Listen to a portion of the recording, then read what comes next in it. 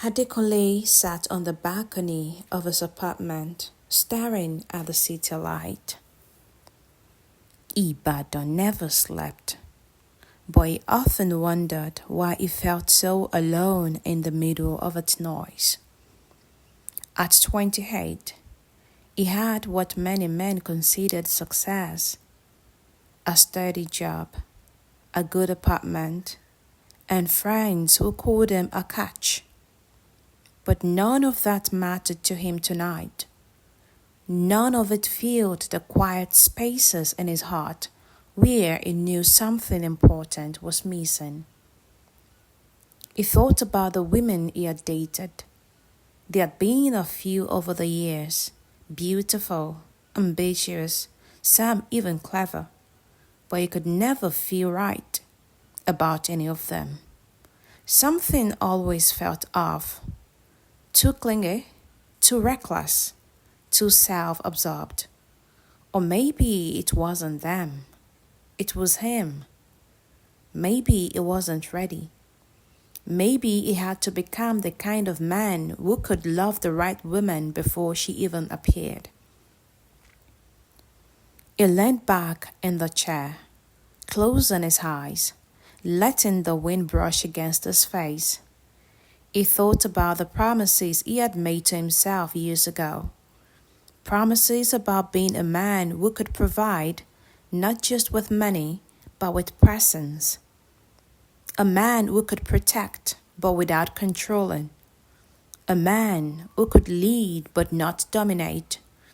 A man who could love with patience, not impatience, with wisdom, not just passion. Life had not been easy.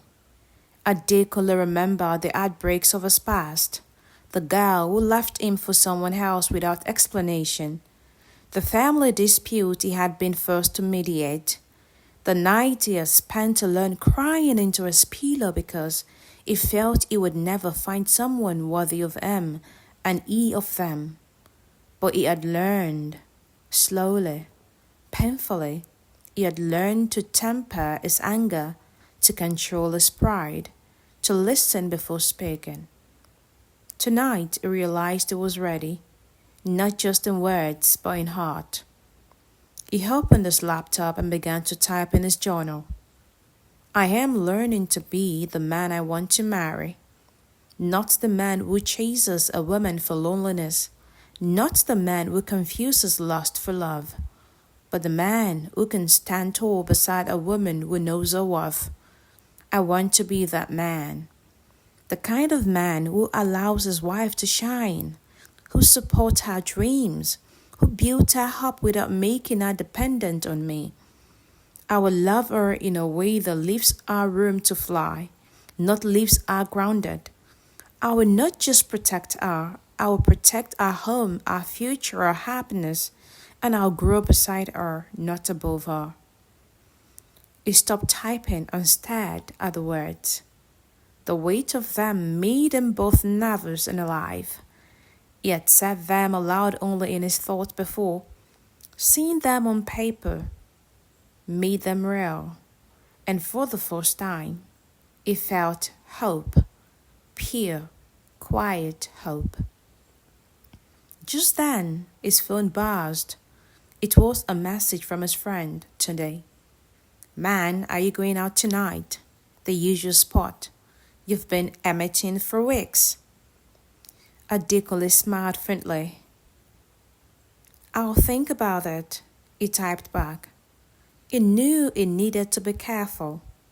Night out with friends often meant distractions, women who were fun but not serious, drinks that numbed thought, laughter that eat emptiness.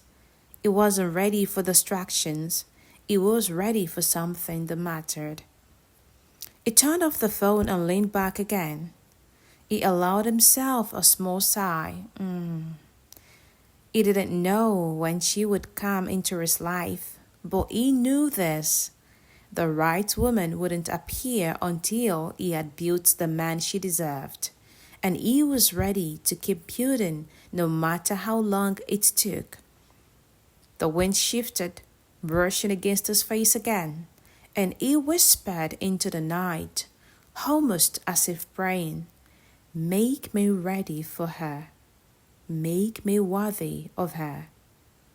Adekole didn't realize it, but that night, something in the universe shifted. Somewhere across the city, Aderisola was also preparing herself in quiet solitude, unaware that their path would one day cross. Wow, and that's the end of chapter 1. The Man Who Chose Himself. Prepared Art. Promised Love by Aishat Ajala.